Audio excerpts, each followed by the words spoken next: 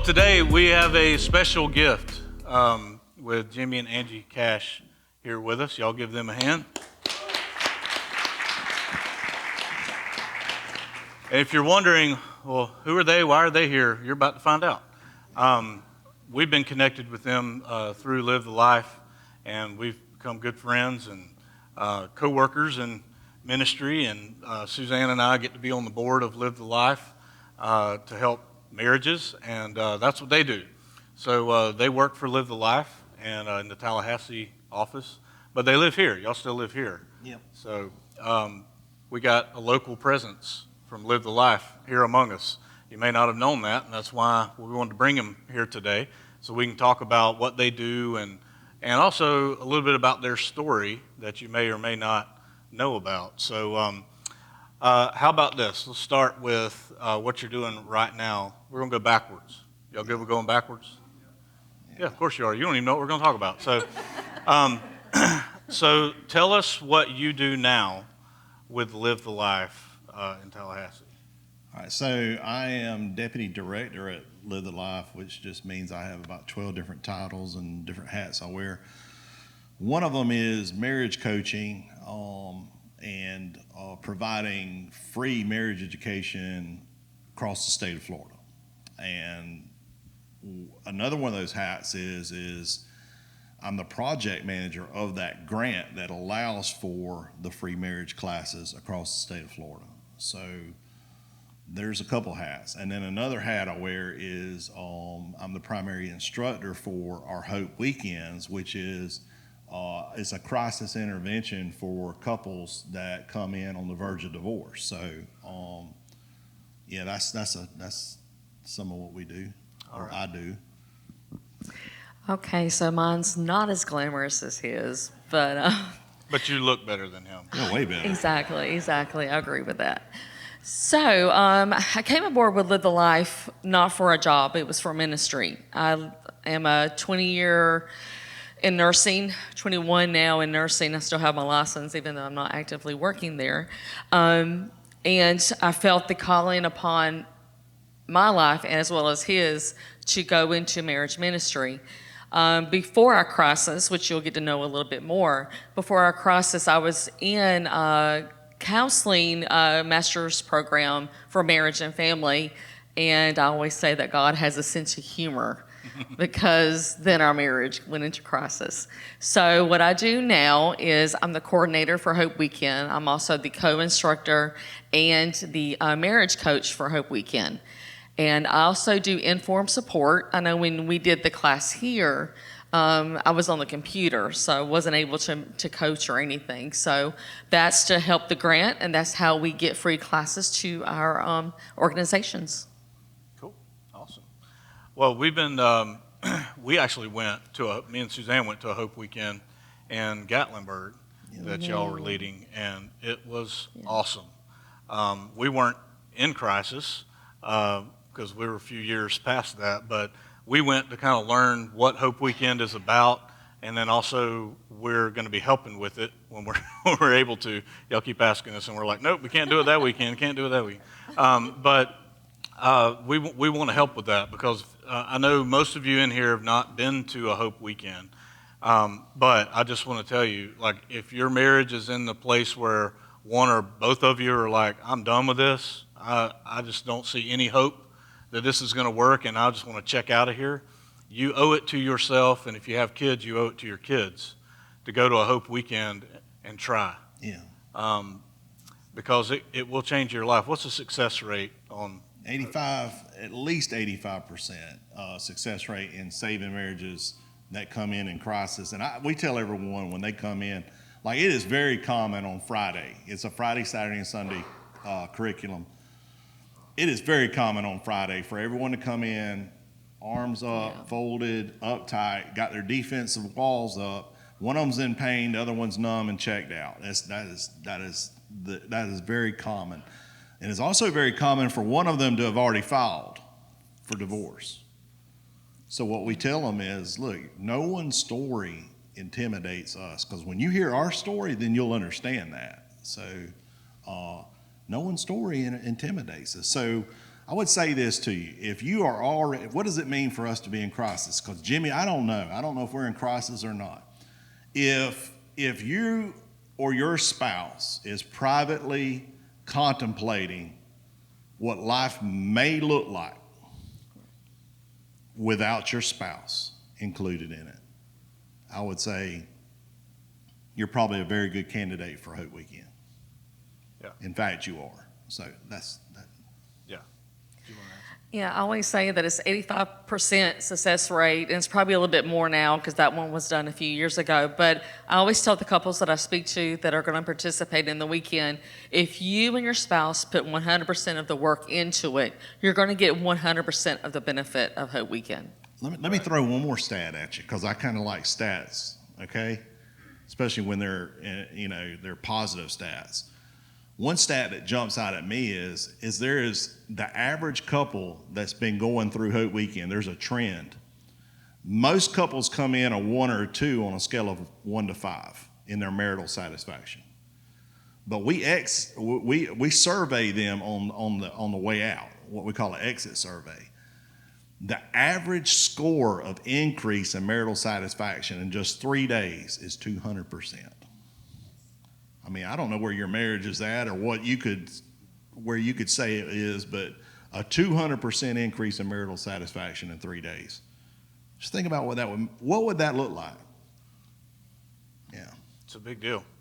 And a lot of people don't realize, a lot of people are scared to work on their marriage, and especially to go to a weekend where you're going to do that.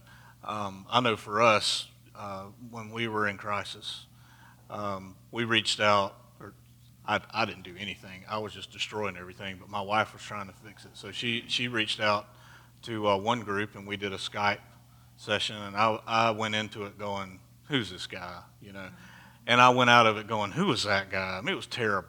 It was terrible. And then we got to Live the Life. And within 5 minutes, I knew these people actually care about us. Yeah. And we're not just another couple. And it really did. It changed our life. And we didn't even go to a Hope Weekend. We just did a 2-day intensive. Yeah. Which we'll maybe talk about that in a few minutes. But it was essentially kind of a Hope Weekend mashed into 2 days in an office in Tallahassee. And within the first hour, we both knew we're going to be able to get through this. Yeah. Like this, the skill they taught us, the first one, which was the taking out the trash that I have taught to y'all. Within the first few minutes of that, I knew, like, if we keep doing this, that's right, we're going to be fine. Mm-hmm. We're going to make it through this, and maybe she won't shoot me when we get home. Mm-hmm. And so I'm a huge fan, and y'all already know this. And if you're watching this online later, I will always be a supporter of Live the Life. Unless they go crazy and woke or something, I'm going to be supporting Live the Life. And I know these people, they're not going to do that. But so the stuff we're talking about today, it doesn't matter whether you're in crisis or whether you're newlyweds or maybe you've been married for 20 years and you're just like, it just feels like we're roommates. There's no crisis. But Live the Life offers something for everybody, for every situation. And, last February we did the Adventures in Marriage here, and a lot of you came to that. And we didn't get to do it again this year, and that's my fault. I fell behind on planning. But our goal is to do some kind of Live the Life event or weekend or something every year. Because here's what we've learned. It doesn't take long to get back off track. Yep. And they have, actually, can you just go to the next slide for a second? Do you mind just talking real quick about what each of these programs are? You got that. Okay. So the Start Smart program is the premarital preparation program. It comes in 2 platforms. The first one is a 5-session, 2.5 hours per session with a mentor couple that have been through Start Smart and have been trained fully through Start Smart through Live the Life. Richard, our founder, when we first started going into Live the Life and looking at the Start Smart program, he said there is an average of couples that decide not to get married and just separate. Mm-hmm. And I went, oh my goodness, really? He's like, no, that's a good thing, Angie, because that decreases the divorce rate. They know now that they probably are not compatible, and they probably do not need to take that next step. So, and then the second platform is just a 4-hour class. Say, for instance, there's a couple that's not really big on church, or they don't have a pastor. They probably don't even attend a church service. They would come through our 4-hour class, and then they would get certified to get married, which is great. But that 5-session, 2.5-hour prep is just the bomb. Yeah. So then we have the Adventures of Marriage, which is our flagship program. So that is the maintenance for your marriage yearly. So did you know that actually there is a suggestion by a marriage affiliation? Forgive me, but so basically they said that every couple should go through 8 hours of marriage education a year. Yeah. Minimal. So this program is that. It's what you guys went through. So I don't know how many attended, but it is one of those things that it keeps up on your communication skills, a gentle reminder to keep your spouse in the frontmost part of your brain and to give that daily touch to your spouse. For Marriages in Crisis is the Hope Weekend, which is what we've been talking about. That's intensive. It's like an emotional hiking with a 300-pound backpack on your back for couples in crisis or stuck in a negative cycle. Then we have the 2 to 3 day intensive, which is with one instructor, and it's a little bit more pricier than the Hope Weekend because these both are paid programs. So that is more intensive. The couples are there by themselves with the instructor, so they get that one-on-one. And then we have our coaching and counseling. So our coaching through Live the Life Tallahassee is Doug Stevens, and used to be Bob Garman, but he used to be a contractor, but he's no longer, he retired, bless his heart. And so we have Doug Stevens, who's our pastoral counselor, and then we have coaching, which marriage coaching is what me and Jimmy do from time to time, and also the other employees of Live the Life Tallahassee, Tank and Sarah Ackerman, and that is just how do you move your marriage forward? Okay, you're stuck in a negative cycle, you can't get past an event, so let's just focus on what your marriage can look like in the future in a more positive outlook. And we also teach the communication skills, so it's a very, very great asset to the Live the Life of Tallahassee. Yeah, so with the coaching part, that kind of leads into the next question. What are y'all doing for couples in Perry right now? So we're providing the free marriage classes, right? We've presented and provided the Adventures in Marriage here and probably about 4 or 5 other locations around Taylor County in the past year or two. But we're also, Angie and I prayed about this, presented it to our boss, and they were all in on it. They were like, yes. And I just told her, I said, we need to do something to give back to Taylor County. Our county's been through a lot in the past year. So what we asked for was permission to provide 2 hours of marriage coaching free for couples in Taylor County. First 2 hours free. So what is the difference between coaching and counseling? Glad you asked. Counseling gives you the advice. And this is not a knock against counseling. Some of us need counseling. Counseling is the giving of advice, counsel, wisdom on how to do something. Coaching helps you come up with your own plan of how to work through a negative cycle. Sometimes what we don't understand sometimes is, matter of fact, over 80% of our problems that we have in marriage don't have to be resolved at all anyway. It just has to be heard, not resolved. Someone on the other side of the equation just needs to stop and slow down and listen. So that's what marriage coaching is about.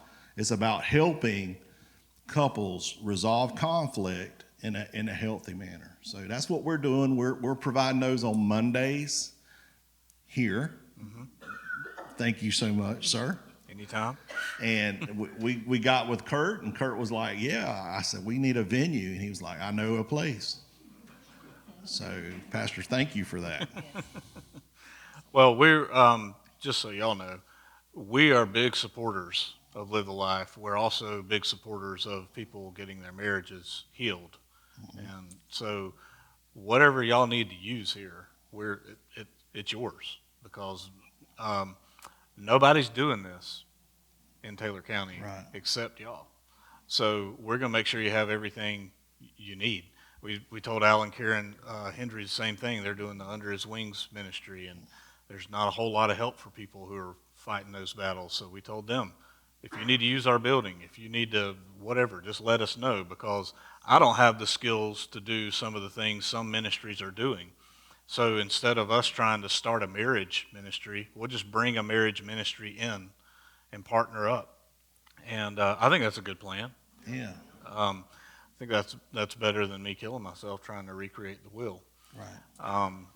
So, all right. So now we're going to transition a little bit. That's about Live the Life and what Live the Life does, and now we're about to get to the good stuff.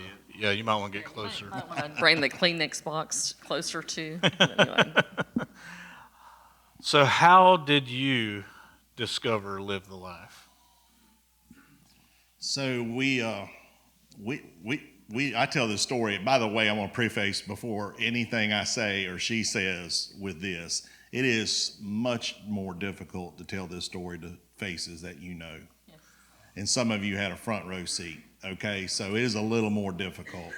We tell this story across the state of Florida, and what I've learned is to tell it backwards. Tell it backwards. Tell it from a perspective of victory, because when you start at the beginning without the victory part, people get really caught up in the emotion. So I'll start. We didn't come to Live the Life casually. We didn't see Live the Life on the internet in an ad and go, you know what? I want to coach at Live the Life. I want to volunteer my time. That's not how it worked. I drove our marriage off the cliff, and in a very public manner. In fact, it made the front row or front page news of our newspaper. So we wound up on a Tuesday morning looking at each other after being separated for 5 weeks and reconciling, not knowing how to be married anymore. And thankfully, we had a friend that knew of a place called Live the Life in Tallahassee that we had never heard of. We had never heard of it. And so we showed up at Live the Life. And in the middle of a pandemic, by the way, it was, matter of fact, March 9th will be 4 years that we reconciled. So the pandemic was just kicking off. We showed up at Live the Life, and they immediately took us in. And I always say I was that stray dog that you all fed, and now you can't get rid of me, right? I mean, that's who I am. She's the, you know, anyways, not a stray dog.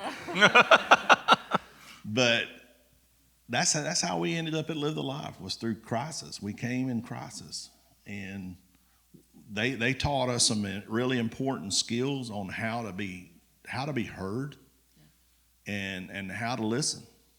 And not necessarily listen to resolve and listen to agree, but listen to understand. Listen, don't.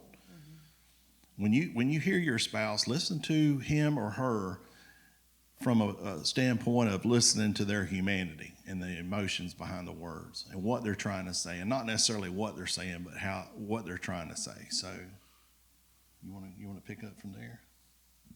I think you covered it really. Yeah. So we had been married for 16 years. We both came from divorces. We have a big, beautiful blended family, and we knew the devastation of divorce. So we both went into our marriage thinking, okay, we know how to not do marriage, so we're going to do it right this time. So we were literally each other's best friend. And we still are. Big blended family. And but the way we thought we communicated very well. I mean, we talked about the bills, we talked about the kids, we talked about how we were going to do weekends, how we were going to do family. But what we didn't understand was we were not handling our conflicts in a healthy manner. We would talk about it, but one of us would decide on how to handle the conflict. It worked until it didn't work. So 10 years passes, and we're best friends. We got a great marriage, and that's what I hear a lot, though. When we talk about adventures in marriage, I'm like, well, we got a great marriage. Good for you. We all have great marriages until we don't, and that's what happened with us. Because life throws curveballs, and sometimes you don't see it coming. Okay, so what happened around the 14th or 15th year? So we started becoming miserable roommates. I was like, okay, the kids are growing up, so I really want to go back to school. And I really kind of want to decrease my hours at work. I probably will have to quit work. That will compound our medical insurance. But was becoming very selfish because now I wanted to get my goals accomplished as an individual. And so did Jimmy. He was also just tracking in his career. It was booming. It was a beautiful time. We actually were not in any financial crisis. We both had great jobs. If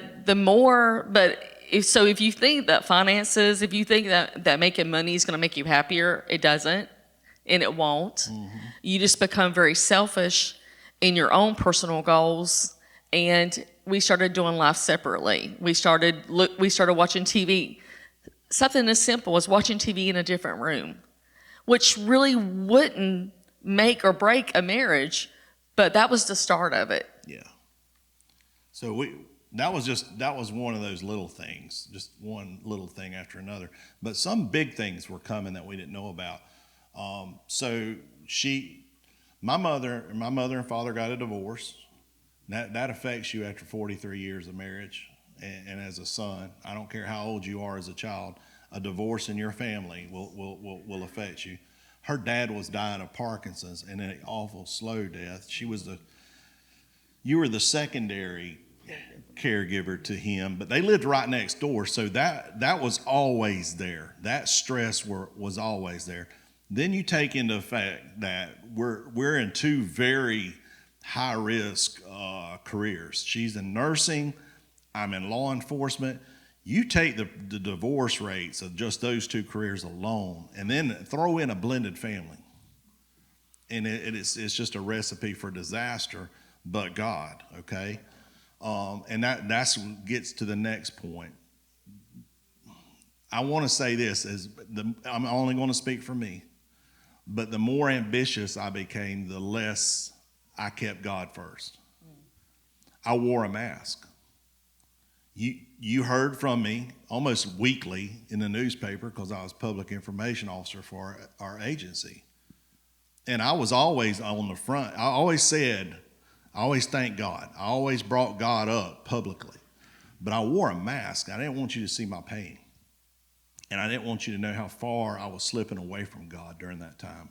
Because the more selfish I became, the less closer I was to God, and the less closer I was to her. And eventually we got to a place to where we were miserable. I would go to public functions, and you wouldn't even come. You want to talk about that real quick? Okay, so we testify on this so many times, but it's just different when you do it in your hometown. So when we went to public events, we went to our son's soccer games, or we would go to a restaurant or somewhere like that. It became more about him than it was about the event or even the relationship with his family. And so I started becoming bitter in my heart. I'm like, I don't like who this person is becoming, and I didn't even like who I was becoming. Because it's totally out of my character to be selfish. So we get to a place to where I just drew a picture, right? I just drew an ugly picture. We got to a place to where we wasn't talking anymore. And she was the last person to know about stuff. And I had a really good excuse with my job and what I did that I couldn't talk about my day, right? But how many times did I walk away, the phone would ring, I would pick it up, and I'd start talking about my day to someone else. Eventually, we had an argument, and I didn't come home. And you want to pick up from there? Okay, so this is where the God thing comes in. Yeah. So basically, yeah. So we get in an argument. He packs his clothes. I'm sitting there going, "This is different." But he'll come back after the weekend. You know, we have verbal fights, and we always make up. It's always good. Well, Saturday came, Sunday came, Monday came, and on Tuesday he started calling and asking me for a divorce. On Tuesday. I'm like, wow, okay, so this isn't normal. And in order to understand my thought process, you have to know the context. So I was a single parent for many, many years, probably about 6 to 8 years. And finally, I just got into a real conversation with God, and I said, look, God, I'm not dating anymore until you bring that person in my life. And I'm like, so it's fleecing God, and I wouldn't advise fleecing God unless you really, really felt led to. But basically, I fleeced God. But not only did I speak it, but I felt it in my heart and in my spirit, right?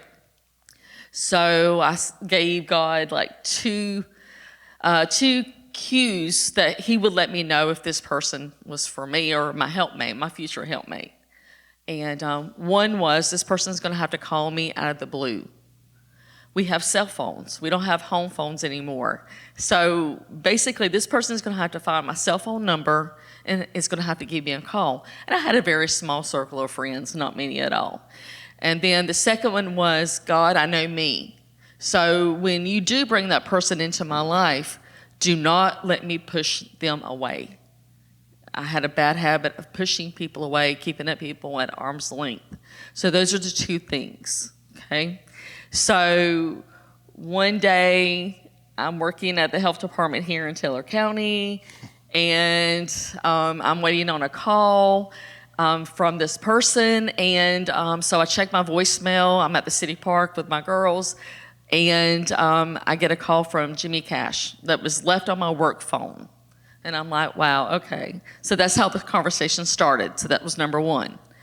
Number two is, yes, I did eventually go out on a date, and I was fixing to push him away, and I tried several times, and he would not let me push him away. Number two. So going to 14 years of marriage, 16 years of marriage, basically, I'm telling him, you want a divorce, but you don't understand. You are the person that God gave me as my helpmate. So unless God's a liar, you are definitely wrong. Yeah. So 5 weeks into a separation, and my life was falling apart, and my mind, I was losing my mind. And on a Saturday in March, first weekend of March, I came to the realization that this is going to go one way or the other for me. But I'm coming clean about all this. I want to get back with God, but I don't know how to do it. I don't know how to reconcile with God after doing what I've done. And so I wound up in church the next morning, and I don't even remember what the pastor preached. I just know I went down to the altar, and I repented, and I turned from it, and I said, I'm turning away from it. I'm turning away from everything that I've done and all the lies, and I'm just going to be real. I'll be real and truthful and honest with anyone, and I'll take my medicine whatever comes. And I had a talk with the pastor later, because he knew there was something heavy on my heart, and he says, Jimmy, you do realize that some of the things, because of some of the things you've done, there's going to be some steps you're going to have to take. It's not going to be very comfortable at all. I said, yes. And he goes, are you willing to do that? I said, yes. He says, well, I also want to say this. I don't know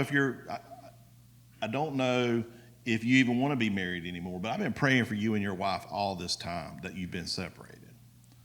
And so with that being said, I just want you to know that's your soulmate, and she's your helpmate. She's your helper, and I really believe God for this that your marriage can be saved. And I didn't think so. I thought it was done and over with. But I did know I needed to go home and tell her the truth. So on Monday, the following day. So you called, and about that time, to be honest, I'm blocking his phone calls because I'm tired of being asked for divorce. So he goes through our pastor and sets up a time and date. So I do want to take the moment, and you can show your hand. I would like for you to show your hand. But how many women in here have a prayer space or a prayer room in your home? Get one. Get a prayer room. Why do I say that?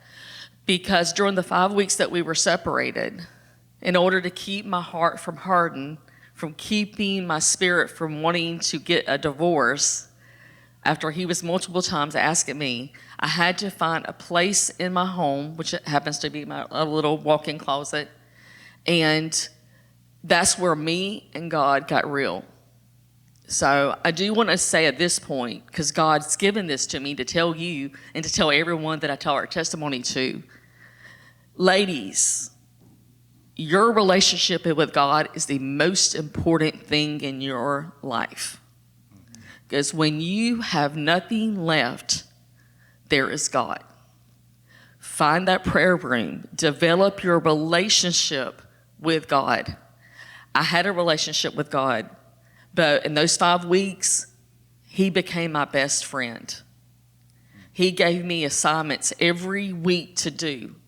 And the first assignment that he gave me after I created my prayer room was repent. Why should I repent over something I didn't do? Well, that's selfish, because you did. You helped in the destruction of your marriage. Now, I'm not talking about the marriages that have emotional, physical, or verbal abuse. That's not the marriages I'm talking about. The marriages I'm talking about is the once healthy marriages that got stuck in a negative cycle or went into a crisis mode because the two spouses became separate and miserable roommates. So that was the first assignment. God kept me humble those 5 weeks. And when he came home, I was able to take him into the prayer closet and show him the prayers that were stacked on the wall. That I had prayed for him, prayed for me, and prayed for our marriage. So that's just a little caveat there.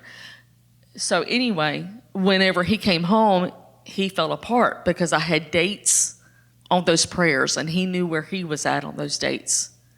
And so we knew at that point that we wanted to intentionally save our marriage, but we had no idea. No idea. We don't have friends that speak about their almost divorce cases.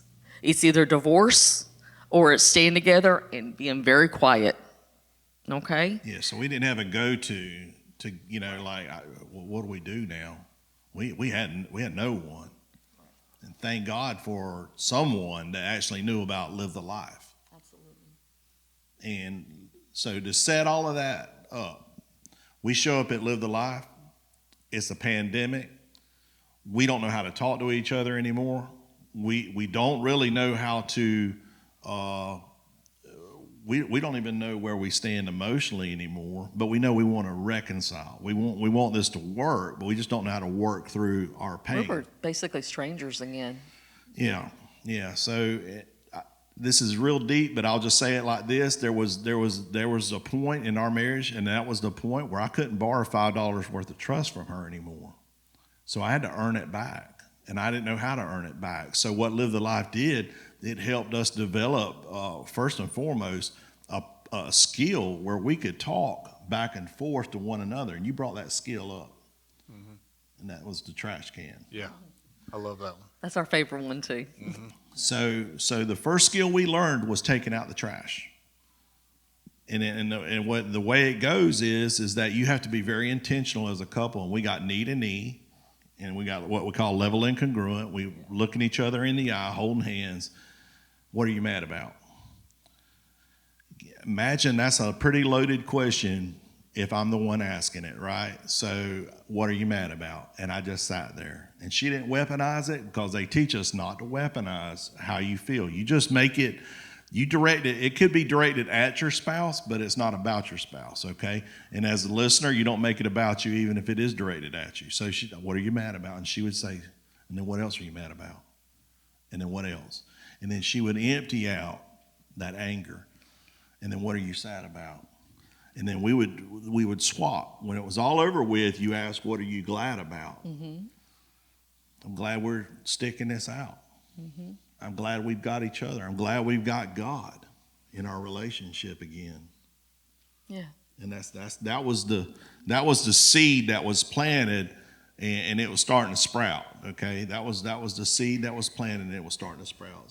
So I always tell the couples that go through Hope Weekend, I'm like, so if they went into similar circumstances that we went to with our crisis, I don't lie. It's hard. It's difficult. It's painful. But you can do it. Yeah. Because we are living proof that if you follow what we tell you to do and have the courage to do it and not weaponize your hurt feelings, you can make it through a crisis such as ours. Yeah. Mm-hmm. So let's go back to March 2020. What did God tell you in the prayer closet?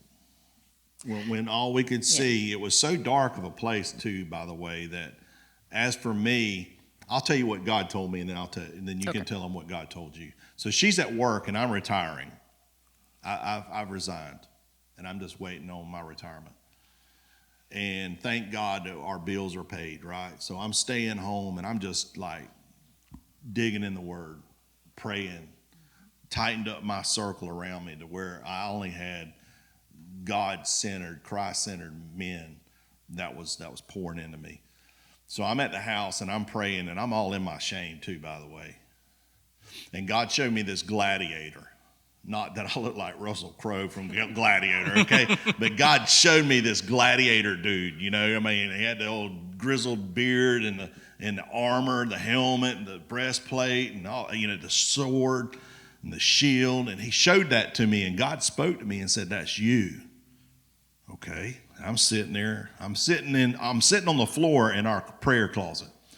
And then I see this same dude, and he's butt naked. And he's in a fetal position. And it's dark, and he's sitting on a stone floor in a dungeon, and he's just got his head on his knees, and God says, "I've stripped you down of everything but what will stand before me one day. Are you ready to listen?" I wrote that down, guys. I don't know. I mean, maybe God speaks to you. He don't always speak to me like that, but he spoke to me on that day, and I wrote it down, and I waited on him. And I wish I could tell you he started speaking to me after that like daily, but he didn't. It was months of me seeking God before I heard from him again. But he did speak to you. He spoke to you in that prayer closet. So it was close towards the 4.5, almost 5 weeks, and so I'm praying, and I'm like, this is me having a conversation with God, and I'm going to spend 5 weeks, and I know a young woman that has been waiting 2 years for an answer from God. So when I say 5 weeks, 5 weeks was a very long time, but 2 years is even longer. So the 5 weeks comes around, and I go, okay, God, if I'm supposed to walk in your love, in your grace, in your mercy, without my husband, help me do that. And God spoke to me, and he said, so I told you I was going to need a Kleenex. He basically said, he will come home. But basically, I forgot. But basically, he said he will come home, but he will be not in good shape, basically. Emotionally, spiritually. He will not be in good shape. And that's all he told me. So I was like, okay, so probably 3 days later you call. Yeah. And then we get a meeting for the house. Yeah. Okay. Anything else? Yep. What? The part about the ministry? Oh, yeah. So when he came home, he had been home for about two weeks, maybe 1 week, 1 to 2 weeks. And we were praying together. And God told me, he said, you thought that, That's it. Come on. you thought in these 5 weeks that I was saving your marriage. But actually I was birthing a ministry. So when I tell you this is our ministry, this is our ministry. Yeah. Gosh. Yeah. So that's what separates us from a lot of other folks when you come to us, is that authenticity. She will be a clinical, I don't even know how to say this. Clinical mental health counselor Yeah. specializing in marriage and family. Yeah, all of that in the next couple of months, okay? She starts her internship. It's been a long road. I'm in my 3rd year at Liberty, degree in psychology, minor in biblical counseling. But that's not what separates us when you come see us. What separates us is that if you're stuck in a burning building and all you can see is the smoke in front of you, like on 9/11, there was a man with a red bandana, and he just kept going up and down the stairs, pulling people out of the fire, out of the flames, out of the smoke, and saying, follow me, I know the way. We've been there, and we know the way, out of the smoke, out of the darkness. So that's what we do. We help others that's been in a place that where we've been as well. And our ministry was birthed out of pain. It was birthed out of my stupidity. And we just want to help others. We just want to help others. We want to help you. If you've got a great marriage, we want to make it greater. So that's where we're at. That's why we do what we do. Okay, and I do want to bring this point, this very good point up. So everyone knows that basically we were raised in Teller County. This is our hometown. This is where we live. When I was younger, all I wanted to do was leave the rural area, go into a bigger city, and just be successful in whatever I was supposed to be successful in. Right? Mm-hmm. I'm in my 50s. Are you? Yeah, you didn't know that? And now I know the value of my hometown. I know the value, what it brought to me as a child, what it brings to me as an adult. And my passion is bringing marriage education to our town to reduce the stigma of marriage education. That it's not a bad thing to get marriage education. It's not a bad thing to tell someone, such as a coach or a counselor, hey, I'm going through this right now with my marriage. Can you help me? But we have shut ourselves down, and we just live miserably until we divorce or we die. Help me bring this to our town. Please. Yeah, I think one of the things that I'm seeing an increase. I'm seeing an increase of the amount of people who are starting to hear about this. Yeah. And that's good news. That's good news because, like you said, when somebody came to you and said there's this group called Live the Life, you'd never heard of it. And that's a big problem. Most people, I'm going to get in trouble for this, all right? Most people, when they have a marriage problem, they go to their pastor. If they're in a church, right? Well, I'd say most people probably go to their friends first. Yeah. You know, and then they get a bunch of bad advice.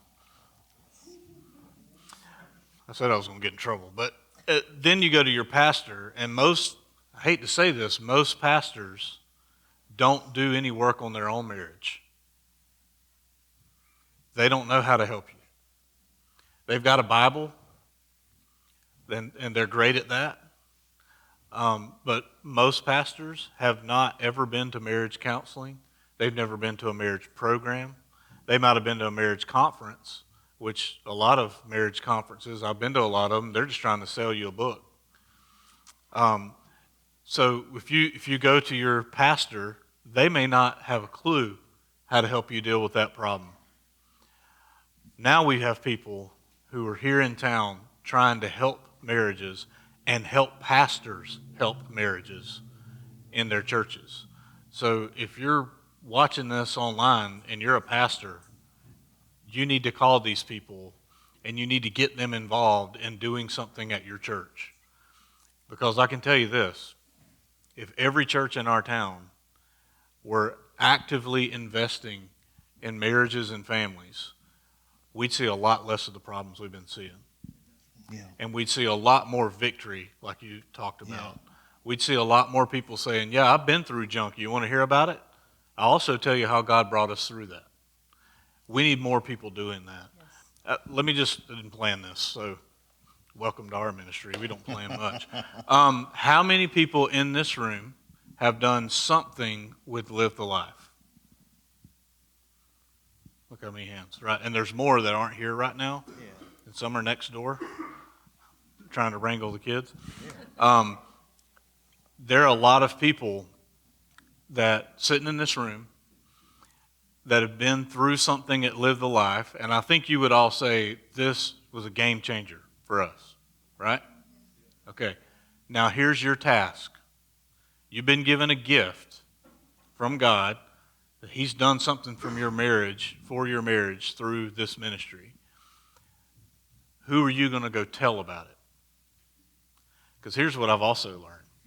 I've had people come to me and say, we had this big catastrophe happen in our marriage. I had no idea. Known these people my whole life. Never knew anything happened in their marriage. And they said, and we found this group called Live the Life, and it changed our life. And I'm like, I had no idea. These people have been sitting in our church for however long. And that's good news. But the bad news of that is nobody knew about it. Keeping it hidden. Yeah. What we need to get better at, church, you need to be vulnerable enough to tell people, we had this problem. See how ugly this is? Now look at how big our God is and what He did for that big, ugly problem. Amen? We need to get better at talking. You say, well, I don't know, people talk bad about me. Who cares? They're going to talk about somebody at some point, and it'll be you today, and it'll be someone else tomorrow. Trust me, I've been there, done that. I mean, think about it. If somebody's going to talk bad about you, you don't need to care what they think anyway. That's true. They're not your friend. They don't love you, right? So I don't know if that's Jesus advice there, but you're supposed to love them. I'm just saying, imagine if all of us in this room that have been to something that Live the Life has done, and it did something for our marriage, and we're still together today, and we've got a victory story. Imagine what could happen if we told other people about that. Yeah. But what we do is we bury it because we don't want anybody to know we had a hiccup. We don't want anybody to know we had an affair. Yeah. We don't want anybody to know that we were financially ruined or something and we almost lost our marriage. We don't want anybody to know that. I could understand that if you don't have Jesus in your life. That's right. I could understand why you'd want to hide all of that. But listen, if you read the Scripture, every human in there but Jesus was jacked up. Yeah, that's right. I mean, just read the story. Go read Abraham's story. Everybody thinks he's a hero. Well, he kind of is. I mean, Abraham, we love to say it like this. Abraham, good guy or bad guy? Good guy. Yes. That's the Hebrew answer to everything. Yes. Yes. Yeah. Good guy or bad guy? Yeah. Yeah. Adam, good guy or bad guy? Yes. Yeah. Eve? Yes. Yeah. Right? Every single person until you get to Jesus is messed up. Messed up. That's right. So don't think that you've got we always say this too. Don't think that you have the patent on dysfunction. Okay? You don't think like my family is the only one out there that's cray cray. Okay? We all got problems. You know, we all do. So one of the things that Live the Life, what we specialize in is problems and solving problems. So just give us a shout. Like us on Facebook. That's one way to support us. Live the Life Tallahassee. We're separate from Live the Life. It's just a little complicated, but our Live the Life Corporation is called Live the Life, okay? But Live the Life Tallahassee is the office that actually serves Taylor County. So like us on Facebook.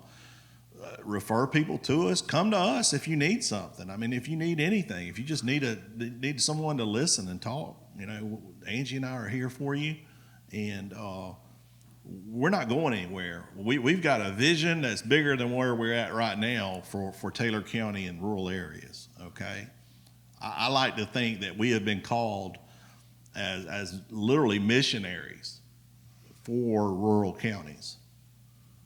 So. I believe that. Yeah. I believe y'all are called for that. So how can our church help you do what you're going to do? You go first. So, like I asked you, pleaded to you a while ago, please share. Share whenever your church does the program. Just share a great aha moment that you had from the program. And pray. Help us pray. Be that prayer warrior for marriages in our community, to stop the divorce rate or decrease the divorce rate, and to help families stay healthy and keep children's mommies and daddies together. As simple as that. Just to kind of piggyback on the prayer part, ask God for discernment, because you never know what that person at the gas pumps is going through. And you're looking dead at them, and you're like, hey, how are you doing? And they put that mask on, like that mask I wore. Maybe something's not right. Their marriage isn't hitting on all cylinders. Or maybe you work with them, and you know that they're just miserable. There may be a reason why they're miserable. Ask God for the boldness and the discernment to know when is the right time to say the right thing. And it may be as simple as just kind of giving them a card and going, have you ever thought about calling these folks? They're good people. They can help you. Yeah. So if you have our app, there's some more information in there. If you just go to the sermons part where you'll find the video from today, will be there tomorrow sometime. But there's in the notes section there where normally we have sermon notes. There's more information about what Live the Life does. And then we have Jimmy and Angie's contact information, their phone number and email address for each of them is in the app. So if you are looking to do the free marriage coaching, the 2 free marriage coaching sessions, you can call them and get that set up. If you want to, sign up for a Hope Weekend, all that, you can just contact them and they'll take it from there. So we just want to make sure everybody in here, you've got access to getting a hold of them. They've been willing to give us their phone numbers to put out to the world, and I don't do that, so I'm glad y'all do. But we want to make sure you have the resources at your disposal. So let's thank them for being with us today. Thank y'all. Thank y'all.